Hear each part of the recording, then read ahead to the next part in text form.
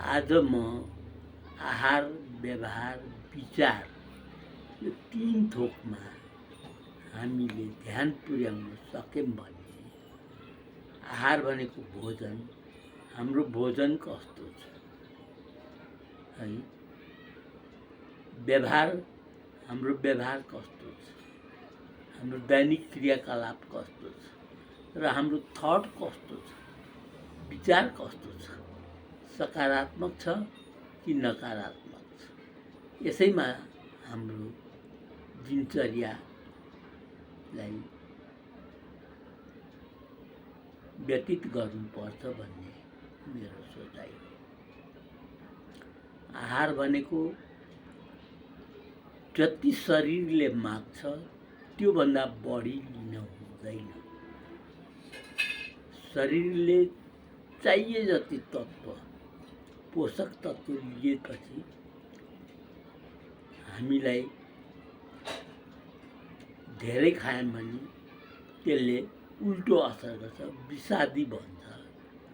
त्यसैले शरीरभित्र पनि विष बन्छ, त्यो विषलाई निकाल्नुपर्छ व्यवहार गरेर। व्यवहार भनेको हाम्रो क्रियाकलाप, दैनिक योग, व्यायाम, ध्यान, प्राणायाम, योग गरेर भित्रको फोहर जम्मै निकाल्नुपर्छ।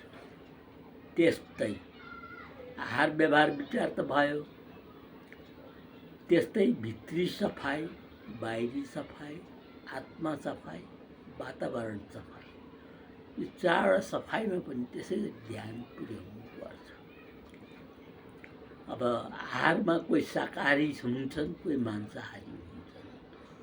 शरीरलाई शाकाहार पनि जरुरी छ, मांसाहार पनि जरुरी छ, किनभने सबै थोकमा बेग्ला बेग्लै पोषक तत्त्वहरू छन्।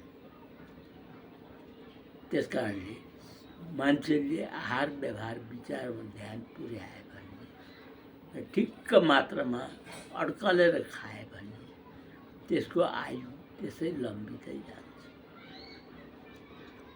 है।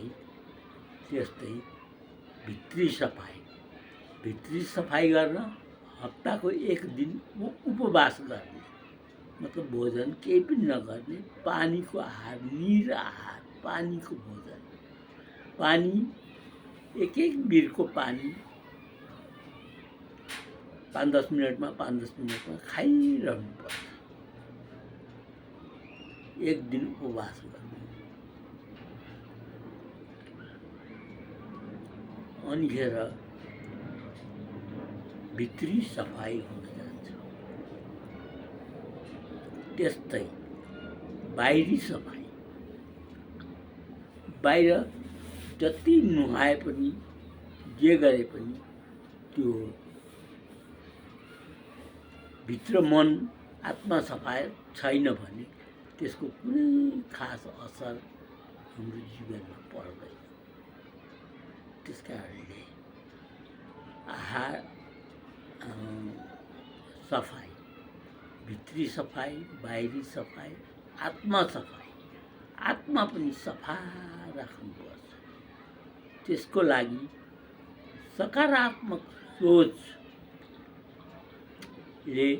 त्यो मनको ऐनालाई चाहिँ पुछिराख्नुपर्छ। त्यहाँ पनि मैलो जम्छ, अनुहार उज्यालो देखिँदैन।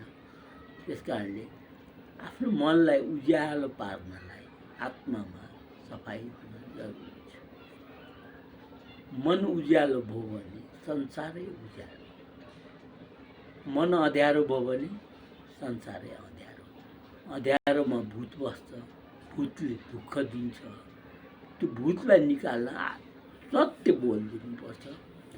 सत्य बोलिदिएपछि, सत्यलाई स्वीकार गरेपछि आपसे आप त्यो भूत डराएर उज्यालोमा भूत बस्न सक्दैन। त्यहाँ त्यो भूत डराएर भाग्छ। यही हो आधार।